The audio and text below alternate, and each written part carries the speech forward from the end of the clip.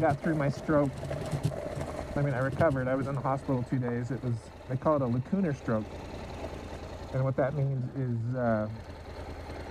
it's very small. It's right at the capillary level. In deep brain stuff, it's from a blood clot. And the blood clot was from higher blood pressure, which you cannot feel higher blood pressure.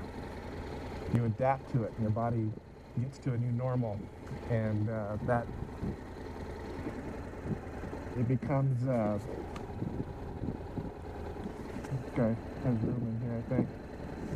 Your body adapts to that new blood pressure, new normal. Anyway, I got a blood clot, and that's sent up into the brain and presented, and it struck, and I went to the ER, and I went had a couple more attacks in the ER, had one in the MRI tube.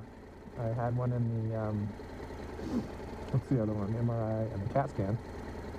And just kept having them. And I was literally minutes from being on the helicopter to Spokane. They were talking to Spokane has a stroke team that is available for the area. And they, Doc said, we got this drug called TPA. It's a clot buster, and we'd like to try it. And we don't have a lot of time to try this. And I looked at my dad, and my dad said, well, I think you should do it, son. And I'm like, what if it's the last decision I ever make? Because I felt like I was leaving, like whoever I am inside was leaving. I figured I'd probably survive. My body would survive this whole experience, but I was almost certain I was going to be, Chris was leaving. And it was very, very hard to figure out, but my dad's like, you know what?